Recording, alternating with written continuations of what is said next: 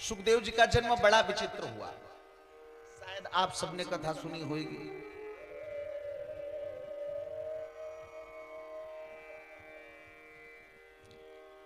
एक बार की बात, नारद जी पहुंचे कैलाश। नारद जी से पार्वती जी ने कहा, बेटा बड़े दिन बाद आए, कहां भटकते रहते हो, आते क्यों नहीं? नारद जी बोले, माता जी ये दुनिया बड़ी मतलबी, दुनिया वाले सब बड़े स्वार्थी। सुर नर मुनि सबकी यह नीति, सुर नर मुनि सबकी यह रीति, सुर नर मुनि सबकी यह रीति, सुर नर मुनि सबकी यह रीति, सुर नर मुनि सबकी यह रीति, स्वार्थ लागी करहि सब प्रीति। हाँ, स्वार्थ लाभ करे सब प्रीति, स्वार्थ लागी करहि सब प्रीति, स्वार्थ लाभ करे सब प्रीति, स्वार्थ लागी करे सब प्रीति। नारद जी बोलिए, दुनिया बड़ी मतलबी, कोई बिना मतलब के तो माँ बाप अपने बच्चे को न पाले, ये दुनिया वो है। सुर नर मुनि सबकी यह रीति, स्वार्थ लाग करहि सब प्रीति। नारद जी बोले, वो पार्वती जी बोली, लेकिन बेटा नारद, यहाँ पे तो किसी को किसी से कोई स्वार्थ नहीं, यहाँ तो सब कैलाश पे निस्वार्थ भाव से अपना जीवन यापन कर रहे हैं, तो कम से कम तुम्हें कैलाश पे तो आना चाहिए।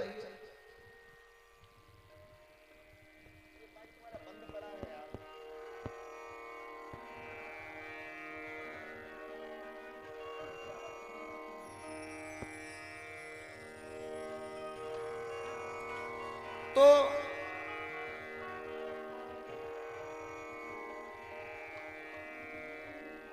पार्वती जी बोली, नारद तुम्हें कैलाश पे तो आना चाहिए। नारद जी बोले, अच्छा माता जी एक बात बताओ, सच में कैलाश पे किसी का किसी से कोई स्वार्थ नहीं, सब निस्वार्थ भाव से और सत्य भावना से एक दूसरे के साथ रहते हैं? हाँ नारद जी, सब एक दूसरे से बड़े प्रेम के साथ रहते हैं, कोई बात कोई किसी से नहीं छिपाता। नारद जी बोले, अगर कोई कुछ नहीं छिपाता तो भोले बाबा भी नहीं छिपाते हो? पार्वती जी बोली, मतलब? नारद जी बोले, नहीं, बस एक बात समझ में नहीं आई। क्या? बोले, वो भोले बाबा एक मुंडमाल पहनते हैं, इनका नाम है ये मुंडमाली। हाँ, नाम है महादेव का मुंडमाली। बोले, मुंडमाली देव की भगवान का नाम मुंडमाली। तो नारद जी बोले, 24 घंटा अपने गले में लटकाए रहते हैं, सोने जाते हैं, तब भी वो मुंडों की माला नहीं निकालते हैं। इस मुंडों की माला में मुंड किसके लगे, ये बताओ। पार्वती जी को लगा, हे भगवान, ये तो हमें भी कभी नहीं बताया। नारद जी बोली, देखा, हमने कहा था ना, छिपा ले गए। पार्वती जी बोली, जाओ महादेव को भेजो जाके। भोले बाबा ध्यान लगाए बैठे थे, नारद जी पहुंचे, पकड़ के झकझोड़ दिया, ये यहाँ की समाधि छोड़ो, घर की समाधि समझो। माता जी ने बुलाया, जल्दी घर जाओ। भोले बाबा मुस्कुराए, नारद तुम घर से आ रहे हो तो माता जी तो जरूर ही बुलाए रही होंगी। भोले बाबा बेचारे आए तो पार्वती जी मुंह फुलाए बैठी, हमसे बात ना करो, दूर हटो, नजरों से हट जाओ। अरे भोले बाबा बोले, पार्वती बात तो बताओ, गौरा हुआ क्या? पार्वती जी बोली, हम नहीं समझते थे कि तुम ऐसे हो, इतनी बड़ी बात हमसे छिपाई ली, हमसे झूठ बोले तुम। अरे भोले बाबा बोले, क्या झूठ बोल दिए? भोले बाबा समझ नहीं पाए कि नारद ने कौन सी आग लगाई है। पार्वती जी बोली, 24 घंटा ये अपने गले में मुंडों की माला लटका के रहते हो, कभी तुमने बताया कि इस माला में किसके मुंड लगे? अरे भोले बाबा मुस्कुराए, नारद बड़ी बुरी आग लगाई तूने। खैर, भोले बाबा बोले, पार्वती तूने कभी पूछा नहीं तो मैंने बताया नहीं, आज तू पूछ रही है तो मैं बता रहा हूं, झूठ बोलने की तो कोई बात ही नहीं आई। पार्वती, हम तुमसे कितना प्रेम करते हैं, उस प्रेम का प्रमाण ये माला ही तो है। मतलब भोले बाबा बोले पार्वती इस माला में ये सब तुम्हारे मुंड लगे हुए हैं। जब जब तुम मरी, मरने के बाद तुम्हारा अगला जन्म हुआ तो तुम्हारी याद में हम कोई इमारत तो नहीं बनवा सके, हम तो बाबा बैरागी आदमी, तो ना कोई चित्र बनवाया, तुम्हारी याद के रूप में तुम्हारा मुंड काट के हमने अपने इस माले में पिरो लिया और ये एक एक करके इतने मुंड आए गए। पार्वती जी बोली हे भगवान, दौड़ के गई, एक एक मुंड गिना, इतने। पार्वती जी बोली भोले बाबा एक बात बताओ। भोले बाबा बोले हाँ पूछो। पार्वती जी बोली हमारे मुंड तुम्हारे गले में और तुम्हारे मुंड कहाँ है? अरे भोले बाबा बोले पार्वती हम जब से पैदा हुए तब से मरे ही नहीं, और जब मरे नहीं तो मुंड कहां से आए? पार्वती जी बोली हे भगवान हम तो तुमको छली समझ रहे थे, तुम तो महा छली निकले। मतलब पार्वती जी बोली तुमको ऐसी कौन सी दवा पता है कि तुम कभी मरते ही नहीं हो? हम इतनी बार मर चुके, और ऐसी अगर कोई दवाई तुम्हारे पास थी तो 2 बूंद हमको भी पिला देते, 2 बूंद जिंदगी की। पोलियो अभियान वाले दीवालों पे लिख के 2 बूंद जिंदगी की। तो पार्वती जी बोली वो 2 बूंद जिंदगी की हमको भी पिला देते तो ये लटका के तो ना घूमना पड़ता। भोले बाबा बोले पार्वती तूने कभी पूछा नहीं, मैंने बताया नहीं, चल आज तू उस दवा की याचना कर रही है तो तुझे आज मैं वो दवा दूंगा। भोले बाबा ने पार्वती जी को लिया कैलाश से कश्मीर आ गया। कश्मीर में भोले बाबा एक गांव में रुके, उस गांव का नाम पड़ा पहलगाम। अच्छा अमरनाथ कौन कौन गया जरा एक बार हाथ उठाना। बस शोभित भैया कभी ये आनंद भी लेके आओ, अभी जवानी है, चले जाओगे बुढ़ापे में जाया नहीं जाएगा। और या तो अगली बार हमारे साथ ही चलो। ये आनंद सब इसी जवानी का है, बुढ़ापे में ये सब नहीं मिलने वाला। अब ये लोग बेचारे जाना चाहें तो भी नहीं जा पाएंगे। तो एक गांव आया, उसका नाम पड़ा पहलगांव। भोले बाबा और आगे बढ़े, उस जगह पे अपना चंदन उतार करके रखा, उस जगह का नाम पड़ गया चंदनवाड़ी। भोले बाबा और आगे बढ़े, भोले बाबा ने जो बिच्छू, खनखजूरा, भंवरा, मधुमक्खी, ये जितने जीव थे इन सबका त्याग वहां पे कर दिया। उस जगह का नाम पड़ गया पिस्सू टाप। भोले बाबा और आगे बढ़े, शेषनाग गले में थे, इनका भी त्याग कर दिया। जगह का नाम पड़ गया शेषनाग झील, आज भी है। भोले बाबा और आगे बढ़े, एक टापू आया जिस टापू का नाम गणेश टापू। भोले बाबा ने वहां पे गणेश जी का त्याग किया, इसलिए जगह का नाम पड़ गया गणेश टापू। भोले बाबा और आगे बढ़े, जगह आई नाम है पोषपत्री, जहां पे भोले बाबा ने अपना निर्माल्य, अपने बेलपत्र, अपने पुष्प इत्यादि का त्याग किया। उस जगह का नाम पड़ा पोषपत्री। भोले बाबा और आगे बढ़े, एक जगह सुंदर दिखी, वहीं पे महादेव ने गंगा का त्याग किया। गंगा वहां पे 5 धाराओं में बही है और गंगा का नाम पड़ा है पंचतरणी। बोलिए पंचतरणी गंगा की। गंगा का नाम पड़ा पंचतरणी। भोले बाबा कहां पहुंच गए? अमरनाथ की गुफा। भोले बाबा ने गण प्रकट किया, जाओ जितने जीवधारी यहाँ पे हैं सबको भगा के आओ। गड़ गया, थोड़ी देर में ही सबको भगा के आ गया। लेकिन एक तोते का अंडा भगवान शिव ने जब मृगचर्म डाला तो उसके नीचे आ गया। भोले बाबा ने भी ध्यान नहीं दिया, वो बैठ गए। अब तो उस गण ने सबको तो भगा दिया, लेकिन वो अंडा रह गया। जब महादेव ने कहा था सबको भगा दो, तो फिर वो अंडे को क्यों छोड़ा? 2 बातें। पहली बात, या तो ये मान लो कि महादेव का आदेश तो ये हुआ था कि जितने जीवधारी हैं उनको यहां से हटा दो। वो तो अंडे के रूप में था, अभी पैदा हुआ ही नहीं था, जीव था ही नहीं जो उसको हटाता, तो हटाने की बातें नहीं आती। और दूसरी बात, गण की छोड़ो दीक्षित जी, काल की ताकत, महाकाल ने जिसको अपना संरक्षण प्रदान कर दिया हो, जिसपे अपना आसन डाल दिया हो, काल की ताकत जो उसे छू ले, वो कहते हैं ना अकाल मृत्यु मरे जो काम करे चांडाल का। अब काल उसका क्या करे जो भक्त है महाकाल का। काल उसका क्या करे जो भक्त हैं महाकाल। ओ बाबा महाकाल की जय हो। महादेव ने जिस पे अपना आसन डाल दिया, गढ़ की ताकत जो उसको मार सके, भोले बाबा आसन जमा के बैठ गए और अमर कथा गानी शुरू कर दी। अब वो अमर कथा दीक्षित जी कुछ और नहीं है, ये कथा भगवान है, ये कथा गंगा है, ये कथा अमृत है, ये कथा सत्यनारायण की कथा है। एक बात और सुन लो, यही कथा अमर कथा है जो महादेव ने पार्वती जी को अमरनाथ गुफा में सुनाई। अच्छा, कृष्ण जन्म से पहले की जो 3 दिन की कथा है दीक्षित जी, वो थोड़ा रूखी है, तो श्रोताओं को नींद भी कभी कभी आने लगती है। पार्वती जी को भी नींद आ गई, पार्वती जी सो गई। लेकिन भोले बाबा ने जब कथा चालू करी थी तो पार्वती जी से कहा था कि देखो हुंकारी देते रहना बराबर, नहीं तो हम तो आंख बंद करके कथा सुनाएंगे, पीछे से तुम सो गई। तो पार्वती जी हुंकारी दे रही थी, ओम ओम ओम ओम। 2 दिन बाद पार्वती जी को नींद आई, भगवान की माया हुई।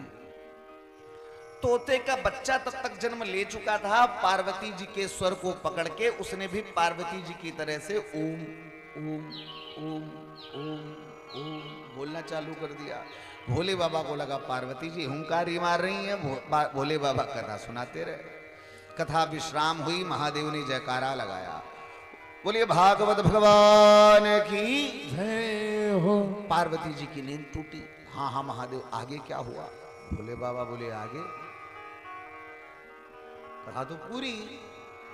पार्वती जी बोली लेकिन हमने तो इतनी सुनी, इसके आगे सुनी नहीं। भोले बाबा बोले अगर तुमने सुनी नहीं तो फिर ये हुंकारी कौन दे रहा था? भोले बाबा ने लगाया कि ध्यान देखा, तोते का बच्चा। जैसे ही आसन उठाया तोते का बच्चा भागा, भोले बाबा ने त्रिशूल उठा लिया, नहीं छोड़ूंगा, मार दूंगा मैं इसे।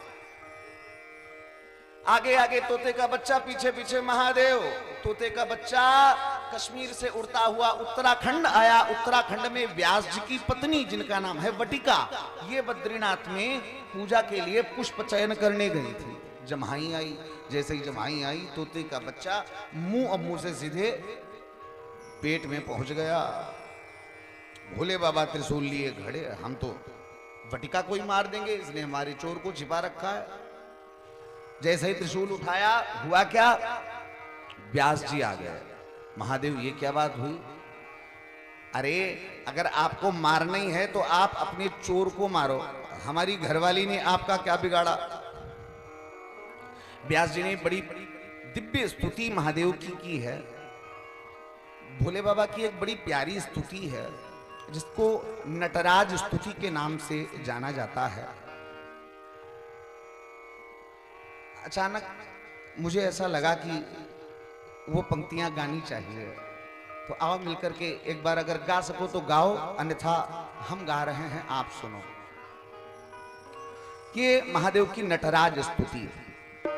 सत सृष्टि तांडव रचयिता नटराज राज नमो नमः। सत सृष्टि तांडव नटराज राज नमो नमः। सत सृष्टि तांडव रचयिता नटराज राज। हे आद्य गुरु शंकर पिता, हे आद्य गुरु शंकर पिता नटराज राज नमो नमः। सत सृष्टि तांडव रचयिता नटराज राज।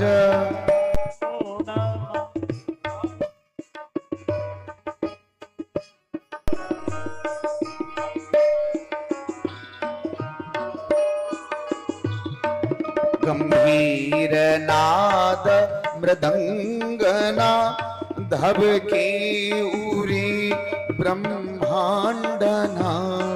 गंभीर नाद मृदंगना धबके उरी ब्रह्मांडना। नित होतनाद प्रचंडना, नित होतनाद प्रचंडना, नटराज राज नमो नमः, सत सृष्टिका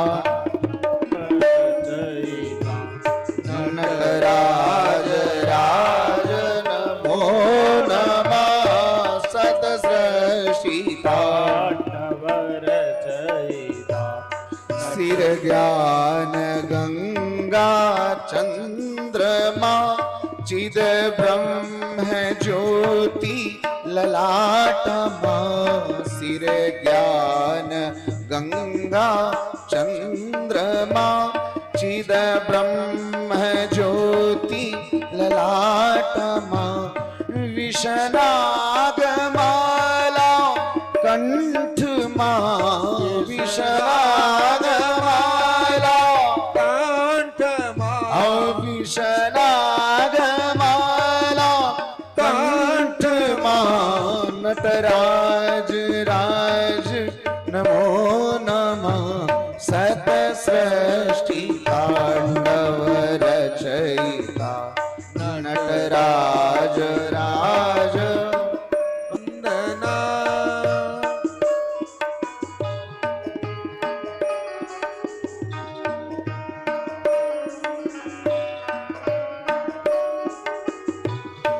तव शक्ति वामांगे स्थिता, हे चंद्रिका अपराजिता, हे चंद्रिका अपराजिता, चहु वेद गाये संहिता, चहु वेद नाये संहिता, नटराज राज नमो नमः, सत सृष्टि तांडव रचयिता, नटराज राज नमो नमः, हे आदि गुरु शंकर पिता, हे आदि गुरु शंकर पिता, नटराज राज नमो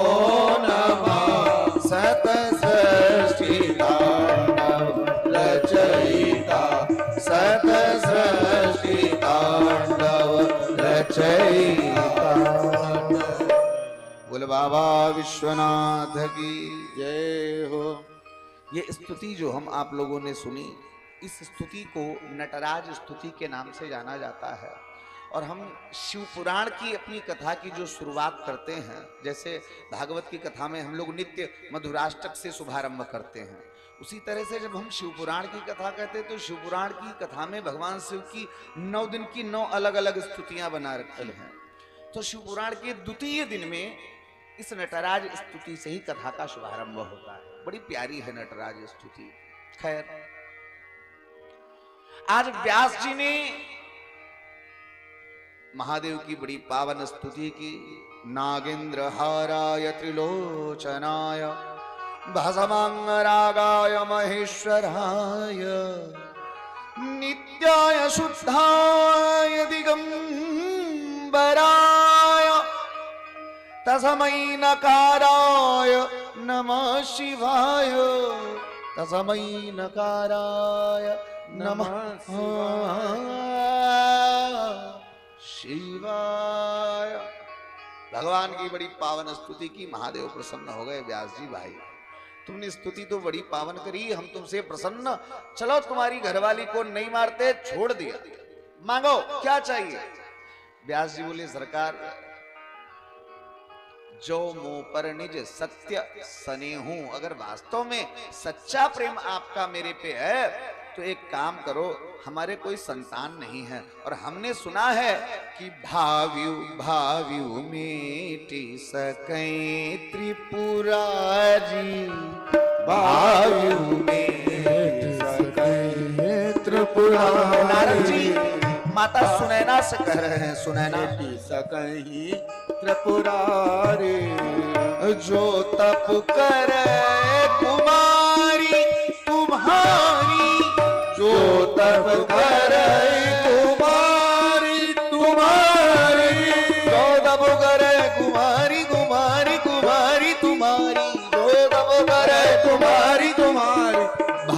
मीठी सकै त्रिपुरारी भाव मेरी सकै त्रिपुरारी भाव मेरी।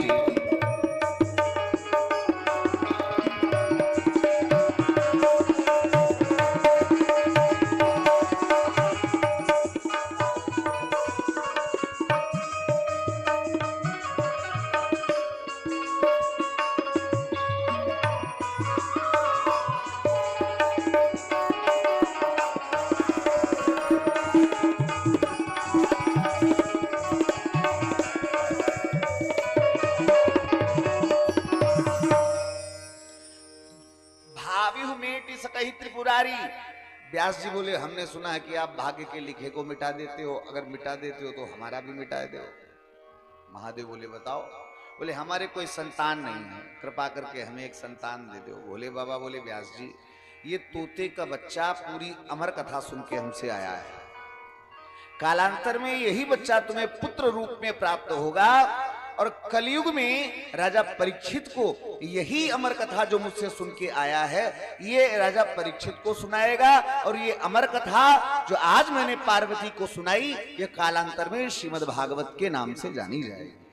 बोलिए भागवत भगवान की जय हो। तो वो अमर कथा जो महादेव ने सुनाई थी पार्वती जी को वो कोई और नहीं, यही श्रीमद् भागवत की कथा है।